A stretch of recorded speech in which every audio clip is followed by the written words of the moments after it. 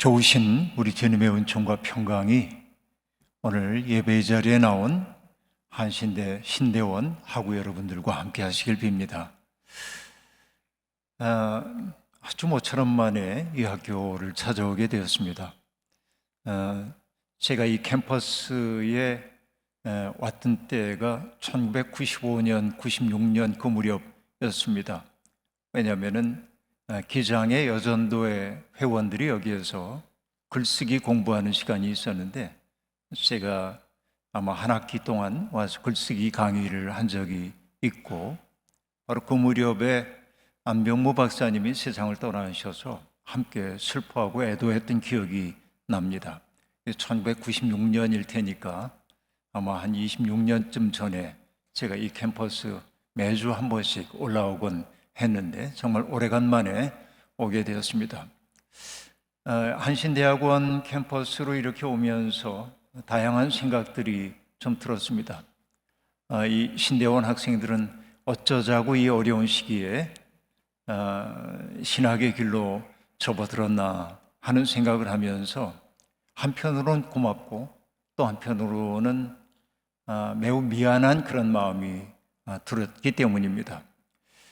저는 이제 목회자로 살아온 지 만 42년이 다 되어 갑니다. 이제 꽤 오랜 시간 동안 한국교회에 몸을 담고 어쨌든 목사라고 하는 타이틀을 갖고 오늘까지 살아왔는데, 이제 거의 저의 여정을 마무리해야 할 이 무렵에 이르러서 저의 소회를 얘기하라고 한다면은 슬픕니다. 뭔가 마음속에 좀 슬픔이 있다고 정직하게 고백하지 않을 수가 없습니다.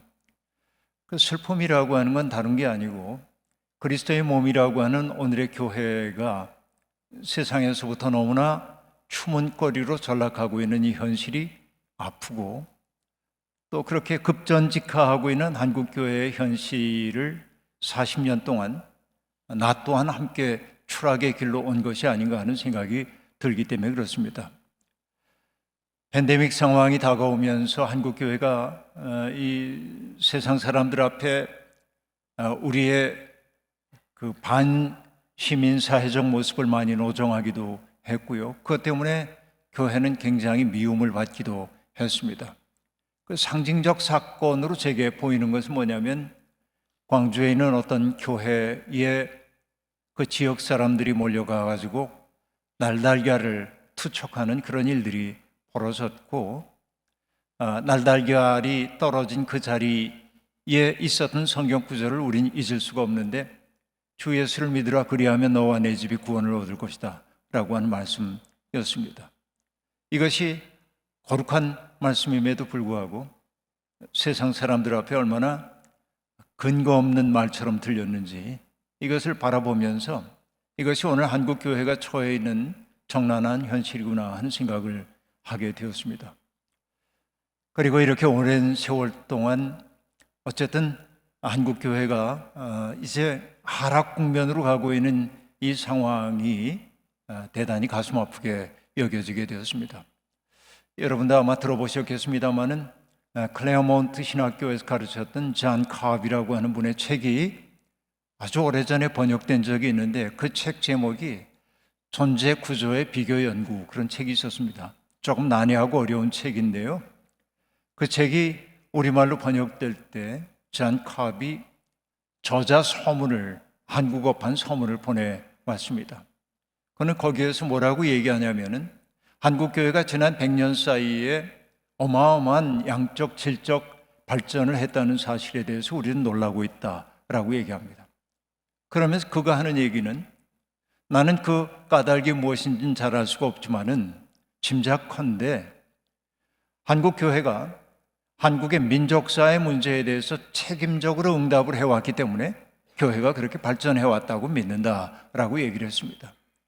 구한말 전래 이후에 일제시대를 거쳐가면서 전쟁 시기를 거치고 그리고 독재의 아픔을 겪어내면서 한국교회가 시대적 아픔에 대해서 어떻게 응답해 왔는지, 그 응답의 결과가 한국교회를 발전시켰다고 믿는다라고 하는 말이었습니다. 그 말이 제게는 굉장히 크게 다가왔고 교회의 살 길은 바로 거기에 있구나 하는 생각을 갖게 되었습니다. 그런데 여러분, 동시에 이것도 기억이 났습니다. 몇 해 전에 유대인 사상가 한 분이 한국에 20세기에 등장했던 굉장히 중요한 유대교 사상가 5사람에 대한 글을 들고 한국을 찾아왔습니다.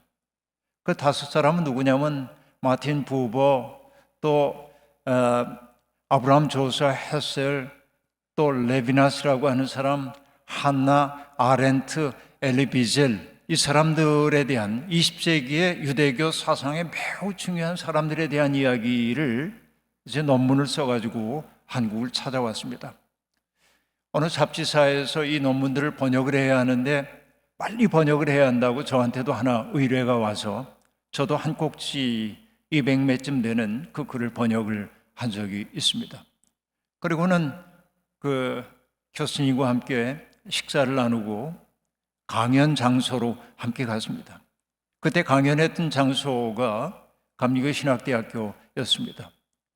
그래서 그분은 강연자의 자리에 서고 저는 회중석에 앉아서 강연을 가만히 듣고 있었습니다. 강연이 다 끝나고 회중석에서 질문이 주어졌습니다. 여러 가지 의미 있는 질문들이 있었지만은 한 참여자가 듣기에도 부끄러운 질문을 던졌습니다. 그 질문은 뭐냐면, 오늘의 한국교회가 쇠퇴하고 있는데 그 쇠퇴의 원인이 뭐라고 생각합니까? 라는 질문이었습니다. 회중석에 앉아있던 나는 그 질문이 부끄럽게 여겨졌습니다. 아니, 왜 이것을 유대교 사상가에게 질문하는가? 그가 적절한 대답을 가지고 있다고 생각하지 않았기 때문에 그렇습니다. 그런데 통역을 통해서 그의 질문을 유심히 듣고 나자, 통역이 끝나자마자 그 베일리라고 하는 교수의 입에서 한 단어가 튀어나왔습니다. 그 단어가 뭐냐면 justice 그랬어요. 한국교회가 잃어버린 것이 정의라고 이야기를 했습니다. 그가 보기에 이것이 한국교회의 쇠퇴를 낳았다고 얘기를 하고 있는 겁니다.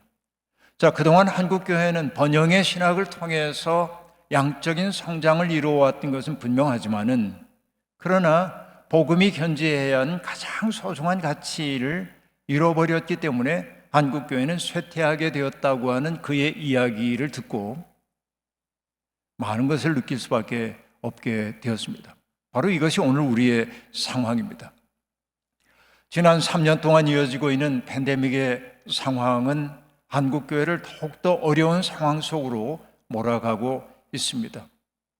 그러나 이 팬데믹 기간은 우리에게 굉장히 의미심장한 기간으로 다가왔다는 생각이 듭니다. 늦가을이 되면은 나무들이 나뭇잎들을 하나 둘 떨고 내므로 그럼으로써 겨울나기를 준비하죠. 그래서 저는 단풍이 들어 나뭇잎이 떨어지는 것을 나무의 소멸의 의지와 생명의 의지가 동시적으로 드러난 사건으로 얘기를 하는데, 나뭇잎이 내가 살아야겠다고 고집하는 한 나무 전체가 죽을 수밖에 없죠, 겨울에는. 그러니까 잎들이 다 지는 것, 나무가 구조조정을 하는 것은 무엇 때문입니까? 나무가 겨울을 나면서 더 푸른 봄을 맞이하기 위한 나무의 생명의 의지라는 생각이 들었던 것이죠. 그러니까 오늘날 우리가 팬데믹 상황을 통해서 개신교회가 처해 있는 이 상황은 어떻게 보면 우리의 겨울인 것은 분명한데, 늦가을인 것은 분명한데, 이때 우리는 사느냐 죽느냐의 기로 속에 서 있다고 얘기할 수 있겠습니다. 이 팬데믹의 상황을 통해서 한국교회가 철저하게 자기 반성을 해나가고 복음의 본질을 굳건히 붙들고 나간다고 한다면 교회는 앞을 향해 나아가게 될 거고, 여전히 옛 질서를 그리워하면서 어려워져서 이런 말만 하고 있다고 한다면 한국교회의 쇠퇴는 불을 보듯 뻔할 거다 하는 생각이 제 마음속에 많이 들고 있는 게 사실입니다. 그런데 여러분, 역사 속에서 보자고 한다면 가장 위대한 정신은 언제나 가장 큰 위기의 상황 속에서 나왔던 것을 우리들이 알 수 있습니다. 이것이 정말 인간의 숭고함이라고 얘기할 수 있겠습니다. 인간의 숭고함이란 어려움 속에서 납작해져 버리는 것이 아니고, 가장 어려울 때 뭔가를 뚫고 나가는데 인간의 숭고함이 있다고 보면 이것은 성서가 우리에게 일관되게 보여주고 있는 대목이라고 볼 수 있겠습니다. 여러분, 구약 성서에서 가장 중요한 사건은 출애굽 사건일 텐데 출과 애굽이라고 하는 말이 함께 있는 것을 알 수 있는데 애굽이 상징하는 바는 무엇입니까? 지금의 애굽에서도 피라미드라고 하는 것이 애굽을 상징하는 것인데 피라미드 질서입니다. 인간의 삶이라고 하는 것은 그렇게 피라미드과 같은 질서를 만들어냈던 것이 인류의 역사라고 볼 수 있겠습니다. 맨 꼭대기에 왕이라고 하는 정점이 있고 그리고 왕을 둘러싸고 있는 귀족 관료 계급들이 있고 일반 평범한 시민들이 있고 그리고 하층민들 노예 계급들이 있습니다. 이 피라미드의 무게 전체를 감당하고 있는 것은 누구입니까? 맨 밑바닥에 있는 사람들이 피라미드의 무게를 감당하고 있는 것이죠. 그러니까 너무나 고통 속에서 그 피라미드의 무게를 감당하고 있는 사람들이 너무나 힘겹기 때문에 신음하고 있을 때 성서의 가장 위대한 점은 어디에 있습니까? 하나님께서 그들의 신음소리를 들으시고 역사 속에 개입하셨다는 데 있죠. 신음하고 있는 그들의 인간적 본질을 하나님이 되찾아 주기 위해 인간의 역사 속에 연루되기를 꺼리지 않으셨다. 바로 이것이 성경이 들려주고 있는 원형적 사건임을 우리들이 알 수 있습니다. 마침내 여러분 출애굽 사건이 벌어지잖아요. 그런데 출애굽 사건을 일으킬 때 하나님은 모세를 불러가지고 나의 말을 바로에게 전하라고 얘기하잖아요. 그때 모세가 주저주저합니다. 내가 그런 일을 감당할 만한 능력이 없다고 그는 느끼기 때문에 그렇습니다. 그러나 하나님은 내가 너와 함께 있겠다고 얘기를 했고 모세가 하나님의 이름을 여쭙자 그 유명한 얘기를 하잖아요. 나는 스스로 있는 자다. 이건 너무 철학적인 번역입니다. 너무나 관념적 번역이라고 얘기할 수 있겠습니다. 그러나 우리 신학 공부하니까 다 알잖아요. 나는 스스로 있는 자라고 하는 말의 뜻은 뭐예요? 나는 나다라고 얘기하는데 나는 나이고자 하는 나다라고 하는 거죠. 하나님은 언제나 미래 속에서 새로운 것을 창조해가는 존재란 말이죠. 하나님은 당신의 의지 속에서 뭔가를 만들어내는 존재예요. 하나님의 마음속에 있는 것들을 언어로 발화할 때 사건이 벌어진단 말이에요. 빛이 있으라 하자 빛이 있었다고 얘기하잖아요. 이게 위대함인 것입니다. 하나님은 바로 그런 존재입니다. 하나님을 믿는 사람 또한 그러해야 한다는 생각이 드는 것입니다. 여러분 또한 생각해 보십시오. 이스라엘이 바벨론에 의해 멸망당하고 바벨론의 포로로 잡혀가 있을 때 그들 마음속에 얼마나 큰 상실감이 찾아왔겠습니까? 고대 세계의 전쟁이라고 하는 것이 신과 신 사이의 전쟁이라고 본다면 야훼 하나님이 바벨론 사람들이 믿고 있는 마르뚝이라고 하는 신보다 힘이 약한 것처럼 느껴질 수밖에 없잖아요. 전쟁에서 패전했던 슬픔보다 더 슬픈 것은 무엇입니까?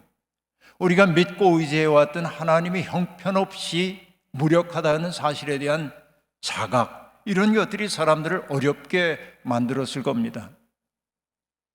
그러나 여러분 유대인들은 그 속에서 깊이 성찰하고 생각했습니다.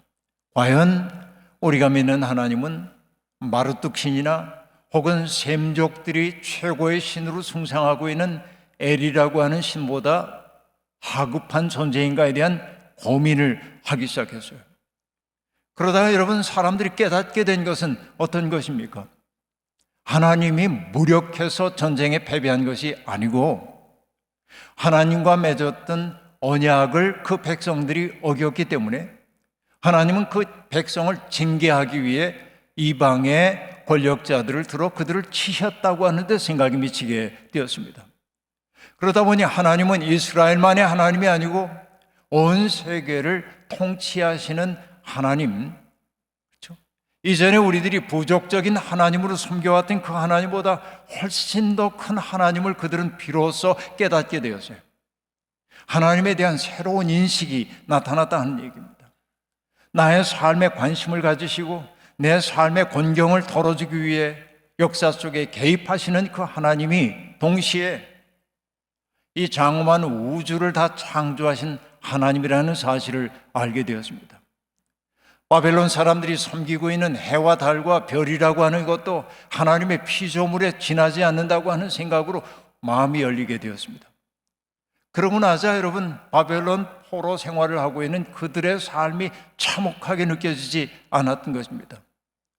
하나님의 섭리 속에서 벌어지고 있는 일임을 알았기 때문에 그렇습니다. 그래서 여러분, 바벨론의 포로로 잡혀가 있던 사람들이 했던 정말 놀라운 말이 어떤 말들입니까? 인간은 하나님의 형상대로 지음받았다는 말 아니겠습니까? 오로지 왕만이 신적 존재인 양 인정받고 있는 그 세상 속에서 비록 지금 우리가 힘이 없어서 이렇게 당하고 있긴 하지만은, 그러나 세상에 존재하는 모든 존재가 하나님이 귀히 여기시는 존재라고 하는 사실을 드러낸 것이 모든 인간이 하나님의 형상이란 말 아니겠어요? 뿐만 아니라 여러분, 함석헌 선생님이 그렇게 얘기한 적이 있습니다. 고난받는 종의 노래가 있잖아요. 볼품도 없어 보이고 무력해 보이고 형편없어 보이지만은 그 고난받는 종의 노래가 들려주는 이야기는 뭡니까? 역사의 모든 모순과 더러운 것들을 다 당신의 것으로 받아들임으로 정화하는 존재가 고난받는 종이잖아요. 그 함 선생님이 얘기합니다. 역사의 어둠 속에서 고난받는 종의 노래를 산출하는 그 놀라운 정신의 힘, 바로 이게 성서 속에 있는 정신이다 하는 얘기입니다. 그렇기 때문에 여러분, 오늘 우리가 처해 있는 이 상황이 비록 교회가 정말 어려움 속에 있는 상황이긴 하지만 성서의 전통이 그랬던 것처럼 우리들도 숭고하고 큰 정신을 세상 앞에 드러내 보여줘야 할 때가 바로 지금이다 하는 생각을 저는 갖게 되는 것입니다. 우리는 바로 그런 과제 속에 있어요. 이 일을 창조적으로 수행하느냐 하지 못하느냐, 이게 우리 한국교회의 미래가 달려있다는 생각이 듭니다. 그럼 여러분, 우리는 하나의 모델이 필요해요. 정말 숭고한 정신으로 살아냈던 모델들이 필요한데, 그 모델은 여러분 다른 분 아닙니다. 우리에게는 예수 그리스도라고 하는 모델이 분명하게 있는 것이죠. 여러분, 예수 그리스도의 삶을 얘기할 때 다양한 이야기들이 가능하긴 하지만은, 제가 오래전에 번역했던 책이 하나 있는데 마커스 보그라고 하는 사람이 썼던 예수 새로보기라고 하는 책이 있는데, 마커스 보그는 예수 그리스도의 새로움을 어떻게 설명하고 있냐면, 당시의 유대교적 사회적 세계를 지배하고 있었던 하나의 중심 가치가 있다면 무엇이었습니까? 그것은 거룩의 정치학이라는 거예요. 거룩이라고 하는 척도를 가지고 사람들을 다 재기 시작합니다. 거룩이라고 하는 것은 어떤 것이에요? 거룩한 것과 속된 것을 갈라놓죠. 그것은 갈라놓는 거예요. 이방인과 유대인을 가릅니다. 남자와 여자를 갈라놓습니다. 그러니까 속된 세계와 그리고 거룩한 세계가 따로 있는 것처럼 자꾸만 나눈단 말이에요. 그러니까 사람들은 내가 거룩함에 서 있다고 생각하는 사람들은 필연적으로 어떻게 하도록 되어 있습니까? 거룩하지 않은 사람들을 혐오하거나 배타하도록 되어 있단 말이죠. 오늘날도 똑같습니다. 한국교회가 거룩의 정치학을 가지고 있어요. 실제로 거룩하지도 못하면서 이 척도를 가지고 사람들을 재면서 나는 당신들과 다르다고 얘기한단 말이죠. 그러나 여러분, 그 거룩의 정치학은 언제나 타자를 만들어내는 거예요. 혐오해야 할 타자가 없이는 성립될 수 없는 게 거룩의 정치학이란 말이에요. 그러나 마커스 보그가 얘기합니다. 예수의 새로움 어디 있냐? 거룩이라고 하는 척도 대신 새로운 척도를 가지고 사람들을 바라보기 시작했어요. 그게 뭐냐? 자비의 정치학이다, 그렇게 얘기합니다. 자비함이라고 하는 것은 무엇이죠? 사랑으로 누군가의 허물을 내 속에 받아 안는 거예요. 내 마음의 아픔을 내가 안다고 얘기하는 거예요. 그의 부정함을 내 것으로 받아들이는 거예요. 이것이 자비함입니다. 그렇죠. 여러분, 이 자비를 뜻하는 영어 단어가 compassion인 거 여러분 아시죠? come이라는 것은 together, 함께라는 뜻이고, passion은 고난, 순한 그런 뜻도 있는 거니까 열정도 있지만 너의 아픔을 나의 아픔으로 수용하는 것이 자비의 마음이잖아요. 그러니까 누군가를 바라보면서 너는 더러워라고 규정하지 않고 예수님이 했던 것은 뭡니까? 너의 더러움을 내가 닦아주고 싶어라고 얘기해요. 바로 이것이 예수 그리스도의 새로움이었다는 말입니다. 병든 사람들을 바라보면서 주님은 그냥 참 안 됐네 이러지 않잖아요. 당신의 애가 타는 마음으로 그들을 대하잖아요. 스프랑크니조마이라고 한 말이 그런 말이죠. 자기의 애가 타는 마음으로 사람들을 바라봤어요. 귀신에 들린 사람들, 그 귀신 들림에 대한 설명도 필요하긴 합니다만은 귀신 들린 마음이라고 하는 건 어떤 거예요? 마음의 통전성이 무너져서 조각난 마음이잖아요. 조각난 것은 날카로운 면이 있도록 되어 있고 날카로움은 찌르도록 되어 있습니다. 나 자신을 찌르기도 하고 타자를 찌르기도 합니다. 귀신 들린 사람을 묘사하는 성경 구절을 보면 그가 스스로 불 가운데도 던지기도 하고 물 가운데도 던졌대 자기를 학대하는 겁니다. 그뿐만 아니죠. 너무나 사나와 그 앞을 지나갈 수가 없어요. 타자에 대해서 폭력적이에요. 이게 귀신 들린 상태입니다. 어떻게 보면 오늘 타자들을 받아들이지 못하고 스스로를 비하하고 있는 이 현대인들이야말로 성경이 얘기하고 있는 귀신 들린 사람의 모습과 유사한지도 모릅니다. 세상은 그런 사람들을 보고 불길하다고 얘기합니다. 더럽다고 얘기합니다. 그러나 주님은 귀신 들린 사람을 긍휼히 여기시죠. 그리고 꾸짖어 온전케 해주셨습니다. 귀신을 내쫓을 수 있는 힘은 뭡니까? 귀신보다 압도적인 힘이요? 아니요. 귀신을 내쫓을 수 있는 유일한 힘이 있다고 한다면 깨끗한 영밖에 없습니다. 자기로 차 있지 않은 깨끗한 영만이 귀신을 쫓아낼 수 있어요. 왜? 자기가 비워져야 타자를 위한 여백을 만들 수 있기 때문에 그래요. 사람들이 여러분 예수 그리스도를 보고 하나님의 아들이라고 고백했던 것은 예수님의 신분증에 그렇게 적혀 있기 때문이 아니라 모든 사람들을 수용하고도 남는 사랑을 경험했기 때문에 그런 거란 말이에요. 예수 그리스도는 바로 그런 삶을 살았어요. 바로 그것을 여러분, 다른 분은 C.S. 송이라고 하는 신학자는 예수 그리스도의 그와 같은 삶을 한마디로 얘기했는데 그게 뭐냐면 경계 철폐자, 장벽 철폐자로 살았다. 예수는 너와 나를 갈라놓고 있던 모든 장벽을 당신의 몸으로 허물었어요. 사랑의 마음으로 사람을 바라보기 때문에 가능한 일입니다. 예수는 철저히 장벽을 무너뜨리는 존재로 살았어요. 오늘 읽었던 에베소서의 본문도 똑같은 얘기를 해주고 있습니다. 예수님은 당신의 몸으로 유대인과 이방인 사이에 드리워졌던 그 분리의 장벽들을 철폐하고 이전에는 만날 수 없었던 사람들이 서로를 대면하고 사랑의 관계를 회복하도록 해주셨단 말이죠. 바로 이것이 예수 그리스도께서 하셨던 일입니다. 오늘 우리 개신교회는 어떻습니까? 만날 수 없었던 강 건너의 사람들과 만나도록 해주고 있습니까? 아니면 오히려 장벽을 더 높이 세우고 있습니까? 개신교의 문제는 장벽을 세운 데 있다고 생각합니다. 여러분, 광주의 시인인 김주태 시인은 인간은 거룩하다라고 하는 시에서 얘기합니다. 우리 새벽이 되면은 이제 우리 강 건너 마을 사람들을 만나러 가자 합니다. 강이라고 하는 건 뭐예요? 사람과 사람을 만나지 못하도록 만들었던 장벽입니다. 그들과 만나기 위해 해야 하는 일은 뭡니까? 내 마음속에 있는 날카로운 것을 내려놓지 않으면 안 됩니다.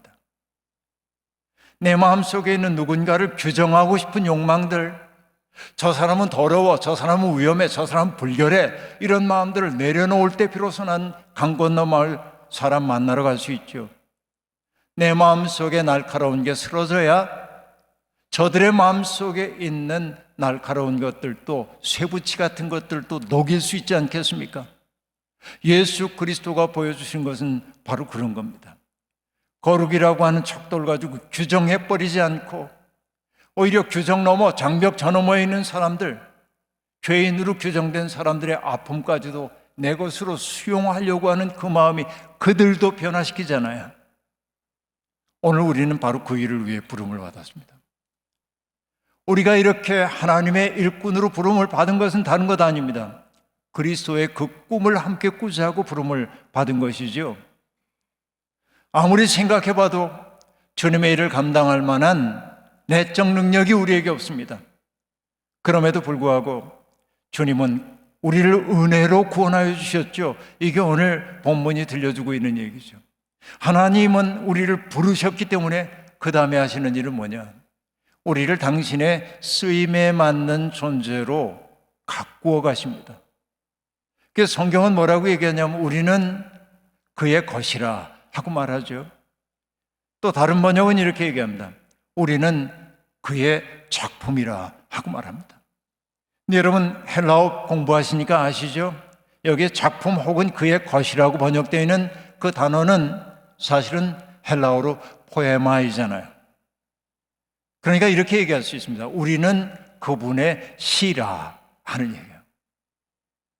우리는 하나님이 만드신, 공들여 만드신 시란 말이에요.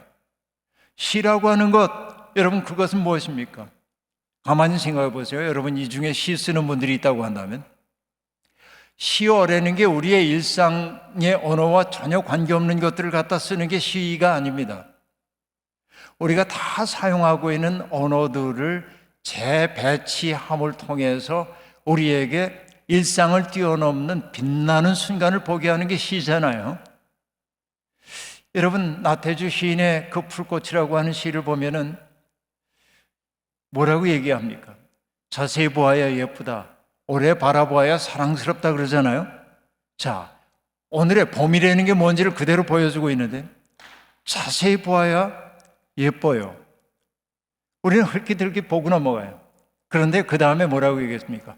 오래 바라봐야 사랑스럽다라고 얘기했어요.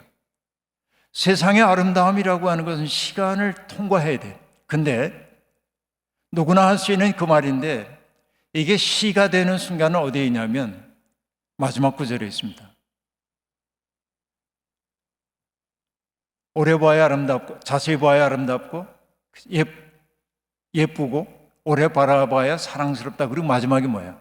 너도 그렇다죠. 이게 시가 되는 지점이란 말이에요. 뭔가 변화가 일어난단 말이에요. 꽃에 대한 이야기를 하는 줄 알았더니 인간의 본질에 대한 이야기를 하고 있단 말이에요. 이게 시가 하고 있는 일인 거죠.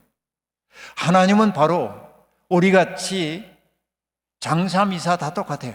욕망에 시달리고, 그렇죠. 이런 우리를 통해서 뭘 하고 싶으냐면 사람들이 미처 발견하지 못했던 빛나는 세계를 보여주기를 원한다. 여러분 잊지 마십시오. 하나님은 여러분을 시로 빚고 계신 것입니다. 우리는 하나님의 작품입니다. 아주 일상적이고 여러분 사람들과 다를 바 없는 욕망의 구조를 가지고 살고 있는 우리들이지만은 하나님의 손에 우리가 들려지게 될 때 우리는 하나님의 시가 되는 거예요. 사람들에게 일상을 넘어서는 새로운 세계를 바라보게 만드는 존재가 되는 겁니다. 마치 성찬처럼 성찬에 떡과 포도주라고 하는 것이 떡과 포도주라고 하는 물성을 넘어서는 하나님의 본질을 가리켜 보이는 것처럼 하나님은 바로 우리를 통해 하나님의 살아계심을 드러내 보이기를 원하는 것입니다. 신학을 공부하는 사람들이 마음속에 품어야 할 꿈이 바로 이런 데 있습니다. 하나님 그렇습니다. 나는 부족합니다. 나는 연약합니다. 하지만 하나님의 빛이 내 속에 비춰지게 될 때 나를 통해 하나님의 영광이 드러날 줄로 믿습니다. 여러분 정호성 시인의 스테인드 글라스라고 하는 시를 보면 여러분 스테인드 글라스는 뭐예요? 유리 아픔입니다. 유리는 깨지잖아요. 깨진 유리들을 재배치함으로 빛이 투과될 때 스테인레스가 아름답잖아요. 우리도 살다 보면 우리의 마음이 조각날 때가 많이 있습니다. 바수어질 때가 있습니다. 세상은 쓸모없다고 갖다 버립니다. 그러나 조각난 우리의 마음을 모아 하나님 앞에 가져갈 때 하나님은 빛을 비추어 우리를 꿈꾸게 만들 겁니다. 여러분의 신학함이 그와 같은 신앙의 신비를 경험하는 날이 되길 바라고 바로 그렇게 빚어진 여러분의 존재를 통해 하나님의 영광이 드러나기를 주의 이름으로 축원합니다.